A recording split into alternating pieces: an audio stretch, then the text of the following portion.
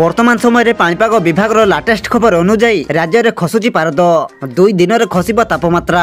आंचलिक पाणीपाग विज्ञान केन्द्र पूर्वानुमान अनुजाई आसंता 2 दिन मध्य ओडिशार सर्वनिम्न राति तापमात्रा 2 ରୁ 3 डिग्री सेल्सियस पर्यंत कमिबार संभावना रही। तापमात्रा विशेष परिवर्तन हेब नाही। तेबे आसंतु पाणीपागर संपूर्ण खबर उपर नजर पकाइबा, किंतु ता पूर्व भिडियो को गोटे लाइक करंतु एवं भिडियोटी को आपण मानक सांगसाथी मानक अधिक रु अधिक मात्रा रे शेयर करंतु। जदि आम चैनल रे आपण प्रथम थर भिडियो देखुछन्ते ताहले एबे ही चैनल को सब्सक्राइब करी पाखरे थिबा बेल आइकन को प्रेस करी ऑल नोटिफिकेशन को ऑन कर रखंतु एवं आपण को अंचल रे वर्तमान शीतर प्रकोप किपरि रहिछि एहा सहित आपण माने एही भिडियोटी को केउ जिल्ला रो देखुछन्ते हमको निहाती भाबरे गोटिए कमेंट करी जणांतु।